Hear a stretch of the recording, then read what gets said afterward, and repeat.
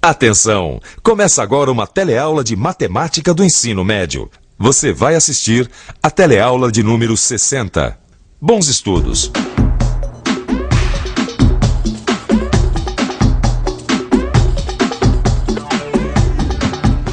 Olá! Você se recorda da nossa última teleaula onde a gente começou a estudar logaritmo? Pois bem, na teleaula de hoje a gente prossegue com esse assunto, aprofundando ainda mais os nossos conhecimentos sobre logaritmos, onde você vai conhecer a tábua de logaritmos. Vai conhecer também as propriedades dos logaritmos na multiplicação, na divisão e na potência. E por fim, vai saber usar as propriedades para calcular logaritmos de alguns números.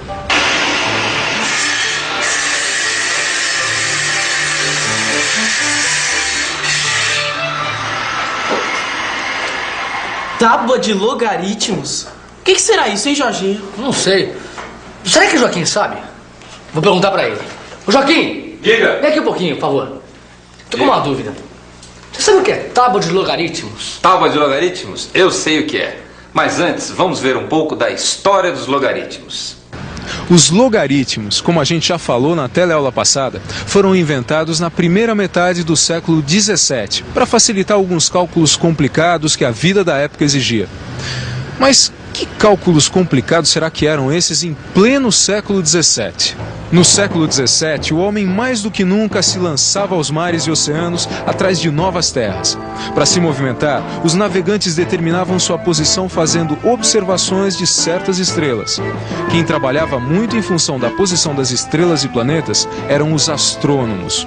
Tudo para tentar prever eclipses, marés, cometas e outros fenômenos da natureza. Os banqueiros também tinham um trabalho e tanto para calcular os juros dos empréstimos. Mas os cálculos complicados daquela época não ficavam só por aí. Existiam ainda muitas outras atividades que exigiam e muito dos matemáticos. Por isso, quando as primeiras tábuas de logaritmos apareceram, foram recebidas com muita festa e alegria. Sabe por que tanta festa? Porque as tábuas de logaritmos possibilitaram maior rapidez em cálculos que na época seriam praticamente impossíveis de se fazer. Agora, o que é uma tábua de logaritmos? Uma tábua de logaritmos nada mais é do que uma tabela de duas colunas. Dá uma olhada aqui. Veja. Na coluna da esquerda a gente tem os números positivos e na da direita seus respectivos logaritmos. Veja, o número 36 tem como logaritmo 1,5563. E no que é que uma tábua de logaritmos ajuda a vida da gente? Ajuda, porque com essa tábua a gente pode substituir uma multiplicação por uma soma ou uma divisão por uma subtração. Substituições que facilitam os cálculos, porque uma soma é mais simples do que uma multiplicação, assim como uma subtração é muito mais fácil do que uma divisão. Não entendi direito. Como é que com uma tábua de logaritmos dá pra gente substituir uma multiplicação por uma soma? É simples. Em vez de a gente multiplicar 37 por 65, a gente pode pegar os seus logaritmos correspondentes na tabela e depois somá-los. Veja, o logaritmo de 37 é 1,5682 e o logaritmo de 65 é 1,8129. Somando os dois logaritmos, chegamos a 3,3811. Que olhando aqui na tabela, eu vejo que este logaritmo corresponde ao número 2405. Ou seja, 37 vezes 65 dá 2405. Nossa, parece mágica. Parece, mas não é. É matemática pura. Quer dizer que se eu tiver uma multiplicação entre dois números, dá para substituir por uma adição? Dá, do mesmo jeito que se você tiver uma divisão entre dois números, você pode substituir por uma subtração. Essas são algumas das propriedades dos logaritmos. Propriedades dos logaritmos? Vocês vão me desculpar, mas eu me perdi um pouco com essa história de logaritmos. Será que não dá para dar uma revisadinha, não?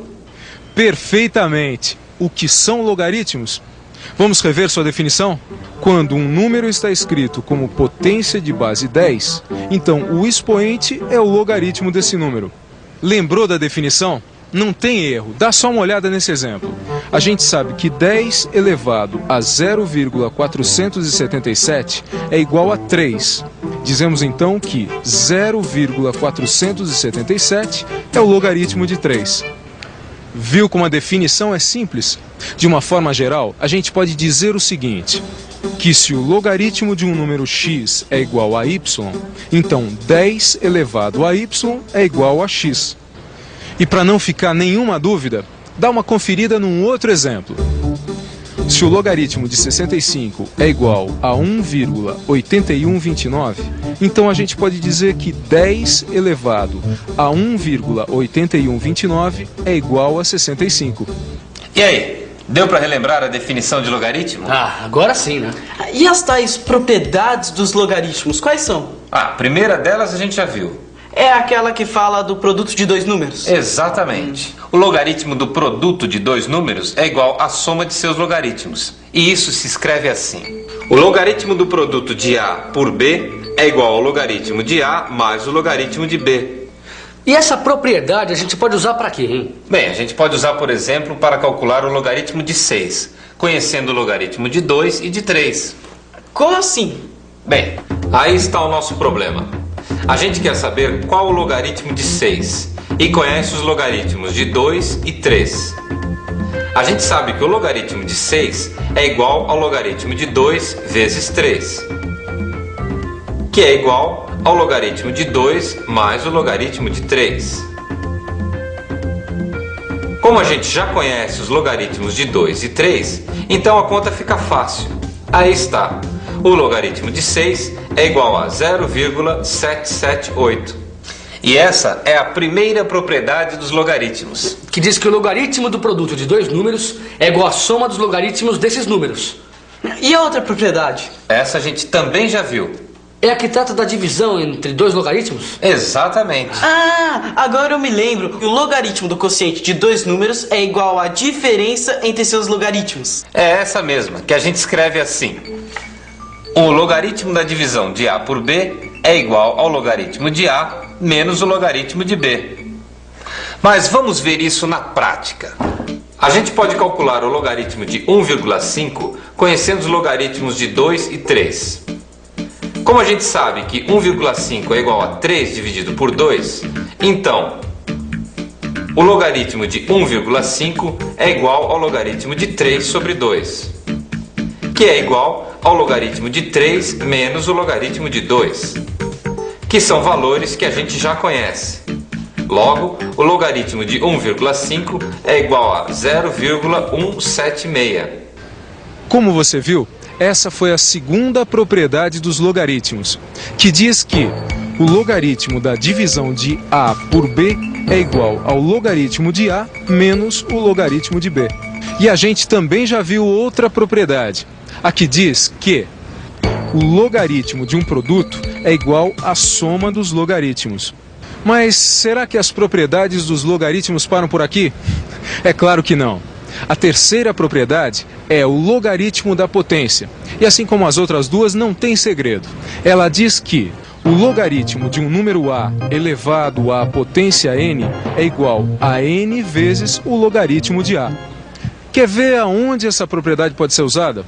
Bom, com ela a gente pode, por exemplo, calcular o logaritmo de 25 se a gente conhecer o logaritmo de 5.